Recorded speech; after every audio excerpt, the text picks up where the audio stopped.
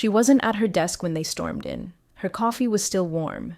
No one knew what they were looking for, but the silence after they checked the camera footage said more than any accusation ever could.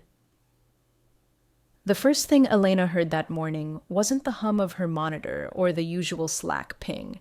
It was the hollow clack of unfamiliar heels against polished concrete. Fast, decisive, not HR, not accounting, someone higher, someone armed with authority. She glanced up from her compliance tracker and saw the manager, Philip, already marching down the row of desks. His jaw was tight, the kind of tight that meant he'd either skipped breakfast or planned a confrontation. Behind him followed a small crew, 2 from security, one unfamiliar woman in a blazer far too stiff for a regular Tuesday, and a tall man with a folder clutched to his chest like a verdict. "Pause what you're doing," Philip barked, not to her, but to the air itself. People froze, keyboards stopped clicking. The open concept office felt suddenly much too exposed. Then came the sentence that locked everyone's breath. "She's hiding something." He didn't say a name, didn't need to. Half the room instinctively looked at Elena. Elena's pulse didn't spike, not immediately. She was used to pressure, trained by years of catching discrepancies in vendor invoices and logging protocol breaches for the compliance team. She wasn't flashy, but she was reliable enough to be invisible, until she wasn't. Philip gestured toward her empty chair. "Where is she?" "Printer room, I think," someone muttered. He didn't wait. The whole team pivoted toward the hallway. Elena, unaware of the storm she was about to walk into, was still waiting for the massive printer to finish spitting out a 42-page policy update. She hated the machine. It jammed, it beeped, it needed her badge scanned twice. But today it saved her from the initial shock. The office raid began without her in the room. Back at her desk, Philip scanned the surroundings like a hawk. "Check under the desk. Pull her access logs. I want the footage from this morning." The woman in the blazer nodded and walked briskly toward the security cabinet. Elena's name was now on everyone's screen. Access time, 0807, bathroom break 0916, print job request 0933, no anomalies except one. The USB port scratched, one of the texts said quietly. "Could be recent." Philip leaned in, eyes narrowing. She copied something? Not necessarily, but someone tried something. The legal team hadn't been called yet. This was the preamble, the theater before the paperwork. Still, the air felt like it was waiting to be signed, judged, and filed. Then came the moment no one saw coming. The camera footage. It showed Elena walking in with her usual calm, greeting the receptionist, logging into her station, grabbing a coffee. She had spoken to no one, touched nothing but her keyboard, and only left once. To print documents. No stashed files, no suspicious packages, no glances over her shoulder. Nothing. Still, Philip frowned as if the evidence wasn't cooperating. "We'll revisit this after legal reviews everything," he said sharply, and the team dispersed. When Elena returned, the printer paper still warm in her hand, the entire floor had shifted. People looked up, then quickly down. Eyes that once smiled, now averted. Her manager didn't greet her. Her desk had a faint smell of something disturbed. Someone had moved things, lifted files, realigned her pens wrong. She sat down slowly. On her screen blinked a single line. "See HR before noon. Mandatory." And still, she didn't know what she was being accused of. But she knew one thing. Someone wanted her out, and they'd come prepared. She just didn't know yet that she was even more prepared than they thought. You think you're safe because the footage clears you? Think again. The game hasn't even started. The HR office was 2 glass walls and a silence that swallowed confidence whole. Elena stood just inside the threshold, fingers still cold from the air conditioning, heart beating a calculated rhythm against her ribs. Kendra, senior people partner, not HR rep, gestured with a stiff smile toward the seat opposite her. The same seat where terminations had been whispered, reputations erased, apologies manufactured. "Elena, please, sit." The chair was soft. Too soft, like it wanted you relaxed just enough to stop thinking clearly. "We're doing a routine compliance inquiry," Kendra began, folding her hands like she was cradling a soap bubble. "No formal accusations, just a few questions." Her tone was the same one used in those firm-wide Zooms, pleasant, clear, and utterly hollow. Why was your desk unattended for 15 minutes this morning? Elena blinked. Printer jammed. I had to resend the job twice. And what were you printing? Policy 9.3 update from legal. I'm revising our department's internal summary. Kendra typed something, noted something. The monitor flickered with columns of time-stamped logs. Elena, has anyone approached you recently about sharing files outside your team? No. Do you know why your manager flagged your station this morning? No. Lie? Truth? It didn't matter. Philip had planted a shadow over her name, and shadows in offices grew fast, fed by whispers and subject lines like urgent, employee review access. Kendra clicked open the compliance portal. There was minor damage detected on your station's USB port. Not conclusive, just something we need to follow up on. IT flagged it during the search protocol. Search protocol. The word sat heavy in the air. That wasn't normal. That wasn't routine. That was internal escalation. She kept her tone steady.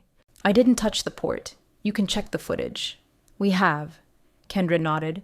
Legal is reviewing it now. But her voice faltered for a beat too long. There it was, the crack in the facade. They had watched the footage, and something wasn't aligning. Either someone else had used her station, or someone had wanted it to look like she had. In her mind, a checklist unfolded. Who had passed her desk in the morning? Who had access to the compliance network? Who might benefit from making her look compromised? Only one name floated to the top. Back at her desk, she opened a fresh Excel tracker, masking it behind a decoy performance report.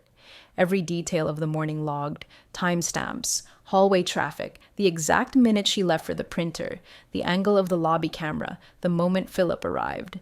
There, between 9:22 and 9:27, someone had leaned casually against her cubicle, chatting, laughing, blocking the view of her keyboard from the side camera. It was Taylor, her buddy from cross-functional onboarding, the one who always asked for her old PowerPoint decks, who once joked, "You'd be dangerous with a badge like mine." A chill traced her spine. This wasn't about a USB port. This was a setup. Someone wanted her gone. Fast. And they underestimated just how meticulous Elena really was. She reached under her desk, pulled out her audit log backup drive, stored by habit, encrypted, time-stamped. A gift from her first job in IT compliance. She never needed it. Until now. As she plugged it in, her fingers hovered. If she was right, the real breach didn't come from her. It came from someone who knew just enough about the system to frame her, and not enough to realize camera footage never blinks. They watched the footage, but did they see the truth? What she finds next will rewrite everything. If you think this was just an office drama, wait until you see what Elena uncovers next. Hit subscribe and comment below. What would you do if someone framed you? Elena's fingers trembled slightly as the audit log interface blinked to life, a wall of clean, time-stamped code and access trails stretching back months. To anyone else, it looked like a clutter of dates and file hashes. But to her, it was a map.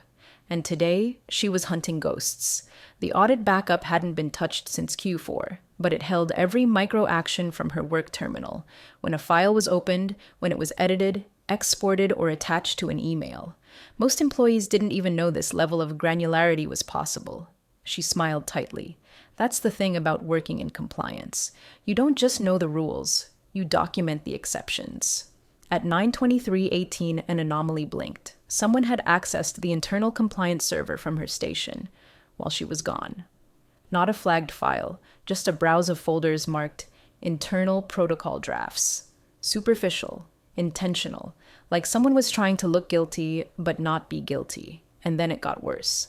A permissions override, brief, almost surgical, on a file labeled Search Protocol R Template V2, the access ID, not hers. Elena's eyes narrowed. The system had caught it. The system always does. What they didn't count on was her knowing where to look. She compared the access ID with old logs and froze. It matched Taylor's internal credentials, buried deep in the metadata, shielded by a generic IT session tag, but there it was, a fingerprint. And just like that, the entire morning snapped into a different frame. Taylor, the friendly face in every cross-department Zoom, the one who shared inside jokes with Philip, the one who told her last week, Be careful with the policy 9.3 stuff. Some folks don't like having the mirror held up.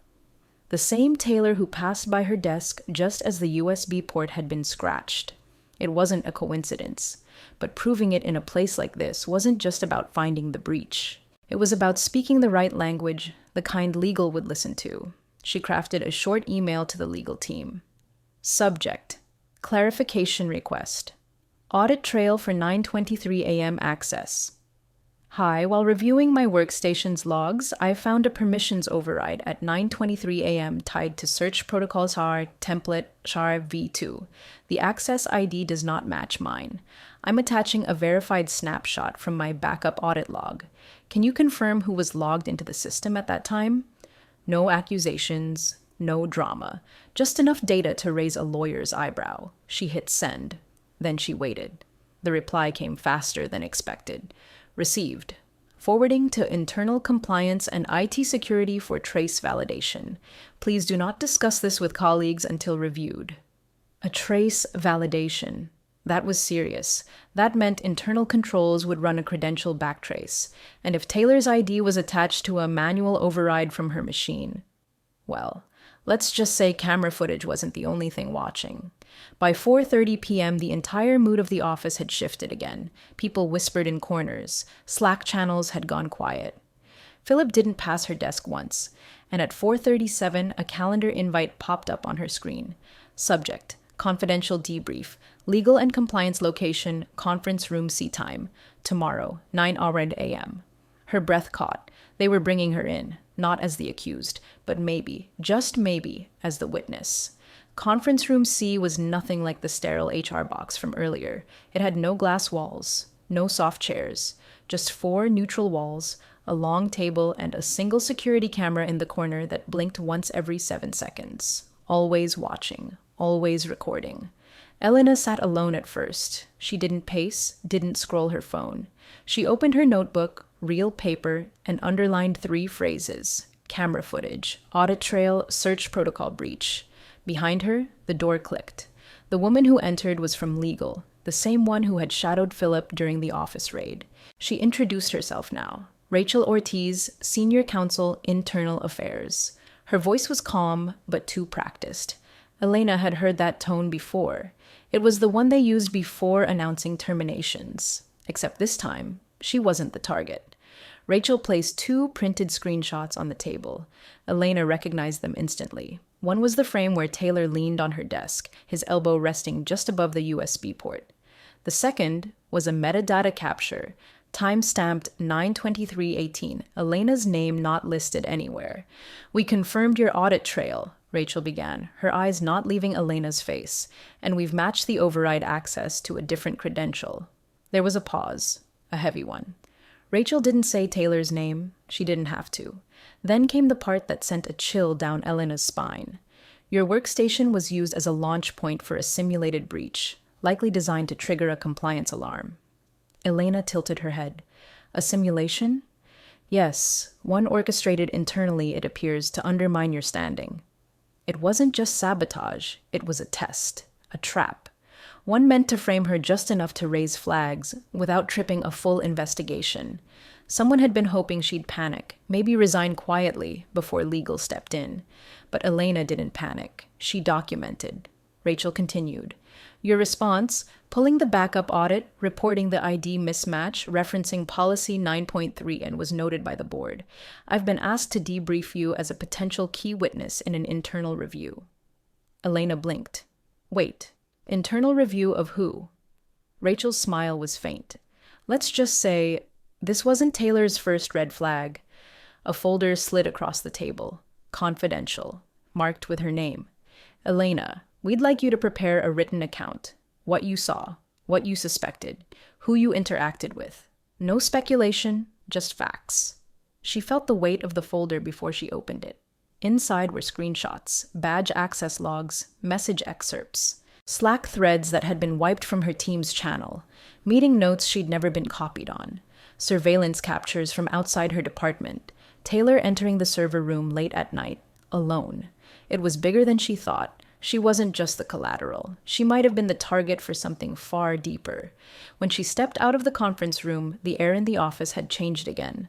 Colleagues glanced up, then away. A few nodded slightly. Philip was nowhere to be seen. Taylor's desk was empty, monitor black, drawers open. But Elena didn't stop to ask questions. She walked straight to her desk, opened a new document, and began writing. Not a resignation letter, not a defense, but a report. Sharp, detailed, and indisputable. By the time the clock hit 6:05 p.m., the first draft was done. She encrypted it, backed it up, and emailed it securely to legal. Then she did something she hadn't done in weeks. She exhaled, because sometimes the quietest victories are the ones no one claps for, but everyone remembers. The next morning, Elena arrived earlier than usual, 7:42 a.m. The office lights were still waking up, casting long shadows on glass partitions and glowing softly across the polished concrete. It was a different kind of silence now, not hostile, not suspicious, but cautious. She passed the empty reception desk, badge swiped through 2 checkpoints, and found her desk untouched. No moved pens, no phantom logins, no new meeting invites blinking red, except one. Subject line: confidential, compliance interview, access logs, and interdepartmental behavior from Internal Affairs. The war had shifted. She knew what this was, a sweep. Now that the dust around her was settling, legal was widening the lens, pulling logs from devices across teams, reviewing CCTV from adjacent departments, asking not if someone broke protocol, but how many knew. The office might have looked clean from the outside, but Elena had lived long enough in compliance to know leaks don't start with water. They start with hairline cracks. At 9 o'clock sharp, she entered the briefing room. This time, it wasn't just Rachel from legal. There were 3 others: a man from IT security, a neutral party from internal ethics, and someone from the executive suite, name tag discreetly tucked away. The air was different, less interrogative, more respectful. They asked her not just about that day, but about patterns. Who routinely accessed systems without logging out? Who sent off-hours emails about process shortcuts? Who often stayed late without ticketing IT changes? And then, the question that landed like a pin drop: do you believe anyone in management was aware this simulation would target you? Elena didn't flinch. She looked the ethics rep in the eye and said, "I believe Philip knew," or, at the very least, looked the other way. A flick of a pen, a silent nod. It was on record now.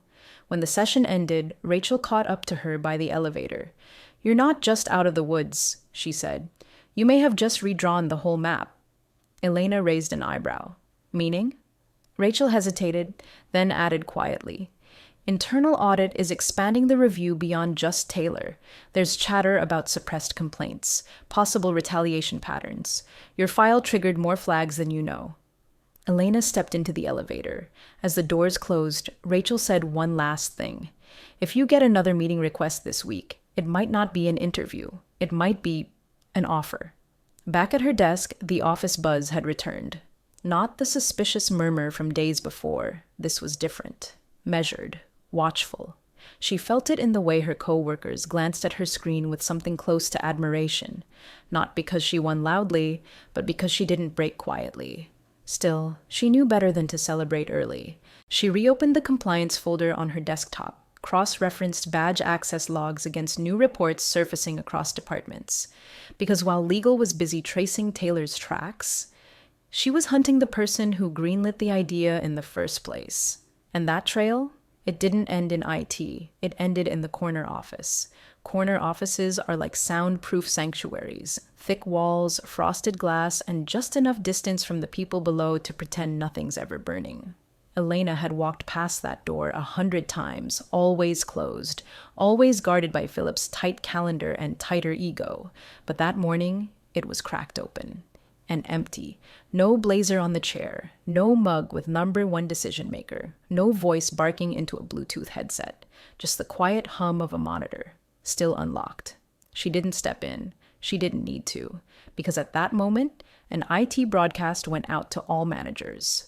Urgent. Scheduled access review. Please confirm log entries before 10 a.m. It wasn't a request. It was a compliance sweep, automated, company-wide, triggered manually by legal. And the corner office hadn't logged out. Elena's eyes narrowed. Her screen lit up with her own version of the tool, a stripped-down permissions viewer, something she'd use in her first job, built for when systems were being reviewed in real time. Within seconds, she filtered by internal keyword: search protocol lie, template, v2, USB port event, compliance escalation request. And there it was. A shared document, internal memo, time-stamped 2 days before the office raid, written not by Taylor, but co-authored by Taylor and Phillip. Her heart didn't race, her hands didn't shake, because this wasn't shocking. It was expected. The memo detailed a simulation to be used for internal stress testing. The subject: a mid-level compliance officer with access to sensitive audit workflows. The justification: evaluation of protocol response under soft threat scenarios. And in the margin, a comment from Phillip: she's good. Let's see how she handles pressure. If she cracks, we cut. If not, we know who we're dealing with. It wasn't just sabotage, it was a power play. A private experiment to test if she could be trusted or manipulated. Not for fun, not for cruelty, but because Elena had gotten too close to something inconvenient. Policy 9.3, the policy she had printed, the one she had been editing, the one that required managers, like Phillip, to report any history of suppressing employee complaints, including the ones that had been quietly buried 3 quarters ago. She saved the document, took screenshots, encrypted everything, and then she walked, not to her manager, not to Rachel, but straight to the VP of Risk and Governance, because if she'd learned anything in this building, it was this. You don't whisper when you have evidence. You document. You escalate. You aim higher than the ones who played games with your silence. The VP's assistant blinked when she asked for a private meeting. Do you have an appointment? Elena placed the flash drive on the table, eyes steady. No, she said, but I have a file your compliance team hasn't seen, and the name on it is Phillip, co-signed. 10 minutes later, the assistant returned. Come in. The door closed behind her, not with finality, but with the quiet weight of something real beginning. Because this time, Elena wasn't answering questions. She was delivering them. The VP's office was nothing like Phillip's. No ego souvenirs, no strategic vision whiteboards, no dark glass trophies that screamed, I survived corporate warfare. Just a large desk, 1 laptop, and a wall of compliance plaques, actual ones, earned, not gifted.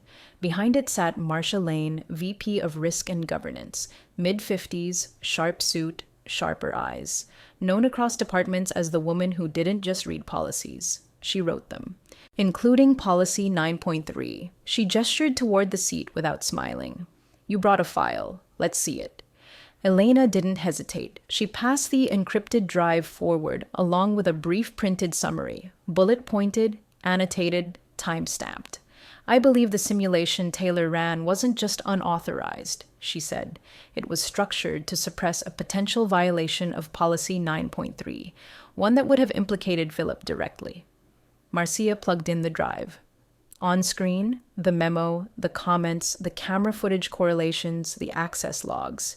And finally, the line in the compliance systems change log where Phillip overrode Elena's original draft of the 9.3 summary.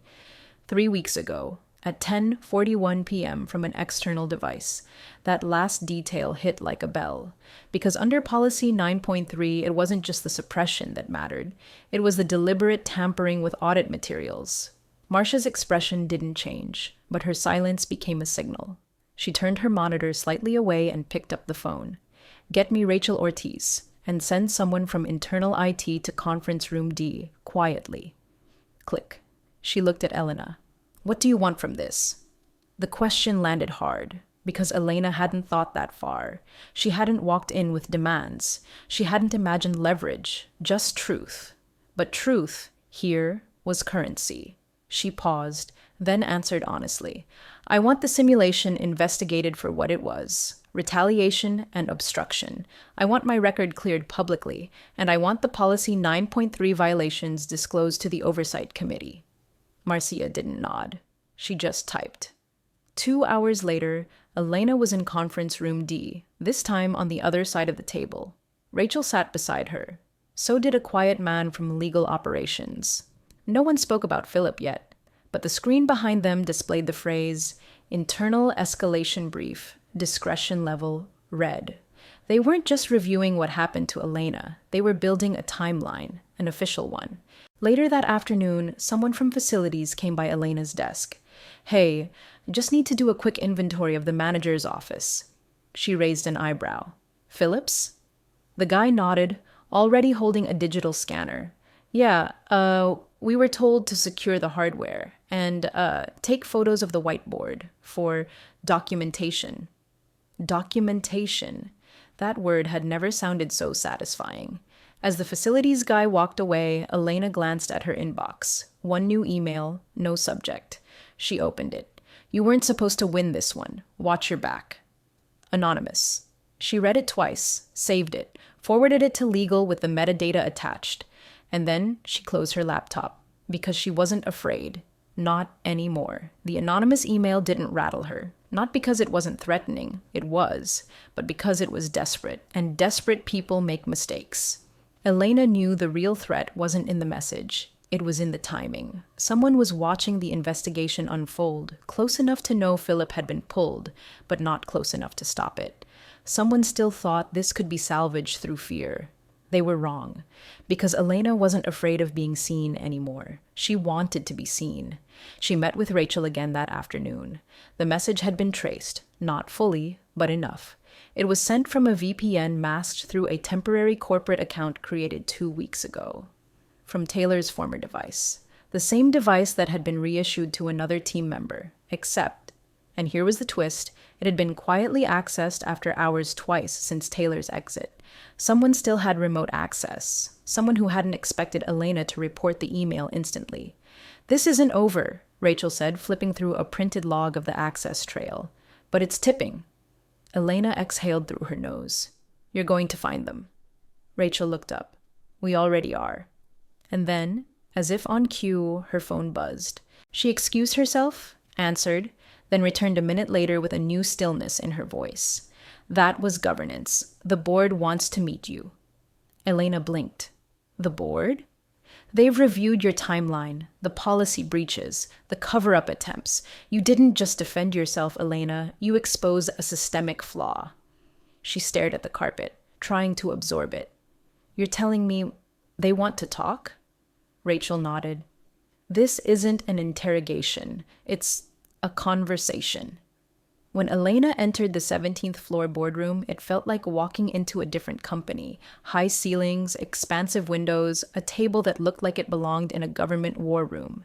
10 people sat around it. Executives, legal, governance. A chair at the end, left empty, was motioned toward her. She didn't shrink, she didn't stammer. She told them everything.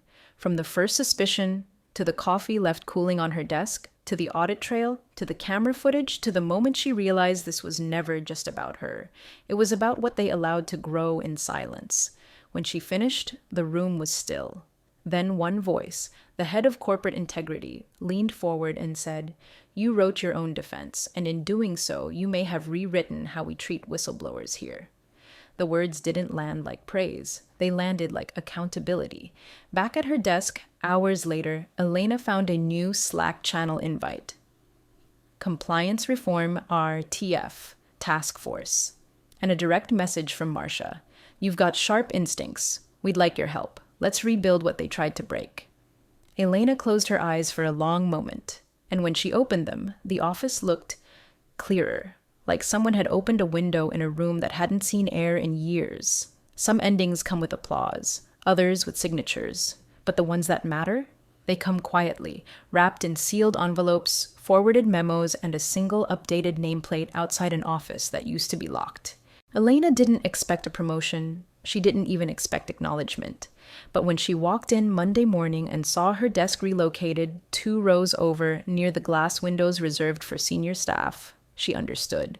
The company had decided, and this time, they weren't sweeping it under the rug. On her new desk sat a note, We don't reward survivors. We empower protectors. Emser Lane. And next to it, a new badge, title, Senior Analyst, Policy and Risk Level Clearance, expanded. Visibility total. She stared at it for a long time. Not because it was shiny, but because it meant she'd earned something no setup, no raid, no USB port trick could ever take back. Trust. The internal emails trickled out over the next 48 hours. Taylor's exit was reclassified as terminated pending investigation. Philip's contract was marked separated due to compliance breach. Policy 9.3 received an emergency addendum. All simulated threat protocols must be board approved, no exceptions. And for the first time, the word retaliation wasn't buried. It was bolded. One afternoon, Elena caught sight of herself in the reflection of the break room glass. Same blazer, same neutral lipstick, same steady eyes. But something had shifted. She no longer looked like someone surviving an office war. She looked like someone rewriting the rules of one. In her first task force meeting, surrounded by compliance leaders and legal architects, she was asked a question that felt impossibly small and impossibly vast. If you could go back to the moment you got that first calendar invite from HR, Marcia asked gently, would you still show up? Elena smiled. I wouldn't just show up, she said. I'd bring a backup drive. Laughter broke the room, but beneath it sat something deeper, something stronger. Weeks passed, seasons changed, and while the building remained the same, glass, steel, polite nods, Elena knew it wasn't really the same anymore. Because people now paused before pushing decisions. Because footage wasn't just reviewed, it was respected. Because compliance no longer meant stay quiet. It meant pay attention. One evening, as she packed up to leave, a younger analyst passed her desk, nervously clutching a folder.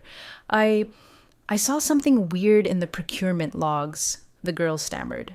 I wasn't sure if it's worth flagging. Elena looked up. You checked twice? She nodded. Good, Elena said. Then let's check a third time. Together. The girl exhaled, a mix of relief and something else. Trust.